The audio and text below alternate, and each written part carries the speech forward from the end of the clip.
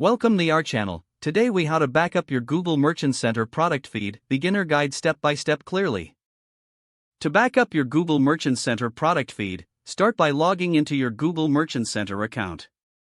Once logged in, navigate to the Products section from the main menu.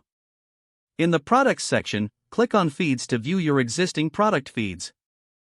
Locate the feed you want to back up. Click on the feed name to access its details. In the feed details, find the Download Feed option. Click on the Download Feed button to save a copy of your current product feed. The file will typically download in a .csv or .xml format, depending on your settings.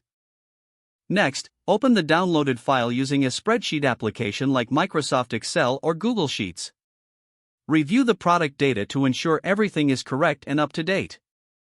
If any changes are needed, make the necessary adjustments in the application. After editing, save the file to maintain your updates. Now, for safe storage, upload the file to a cloud service like Google Drive or Dropbox. This allows you to access your backup from any device when needed. For added security, consider saving a local copy on an external hard drive as well.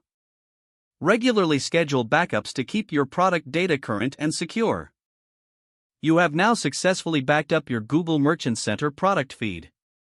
If the page does not load, refresh the browser or try again in a private or incognito window. Make sure you are using the correct email address, then retype it carefully to avoid small typos. If your password is not accepted, use the reset option and create a new strong password you can remember. Check your spam folder for verification or security emails, then complete any requested confirmation steps.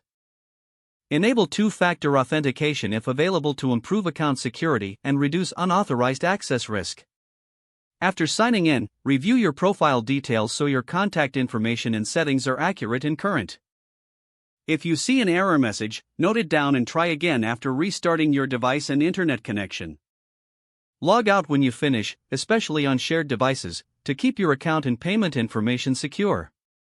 If the page does not load, refresh the browser or try again in a private or incognito window. Make sure you are using the correct email address, then retype it carefully to avoid small typos. If your password is not accepted, use the reset option and create a new strong password you can remember. Don't forget to like this video and subscribe to our channel for more step-by-step tech guides.